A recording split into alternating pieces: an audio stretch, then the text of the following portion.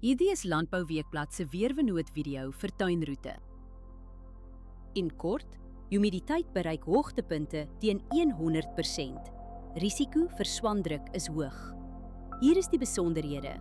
Sedert Januarie het ons 290 mm reën gehad, 71% meer as die 5 jaar gemiddelde.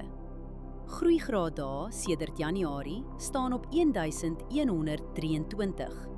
Dit is 49 grade dae laer as die 5 jaar gemiddelde. Die laagste temperatuur wat voorspel word is 9,7 grade. Die hoogste is 18,4 grade. Die dag tot nagwisseling bly stabiel, sowat 9 grade. 31,9 mm reën word die week verwag. Trekkertoegang en bespuiting raak moeilik totdat lande weer opdroog. Die ergste winddag is Maandag met ongeveer 31,8 km/h. Vermy spuit op daardie dag.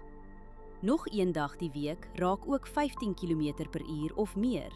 Hou windsnelheid op die dag self dop voordat jy spuit, asook windrigting, windvlaag, temperatuur, humiditeit en delta T.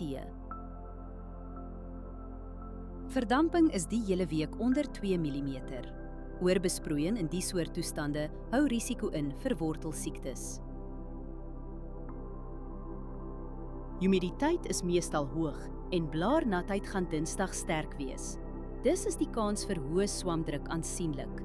Onder die toestande kan swaminfeksies vinnig versprei op vatbare blokke.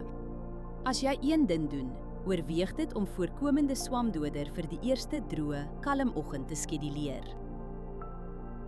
Hierdie weerinligting is gebaseer op werklike data vanaf meteostasies. Die data word deur TerraClim skoongemaak en geverifieer. KI-interpretasies word deur grondwaarheidsdata onderlê, aangedryf deur Villa Crop Protection.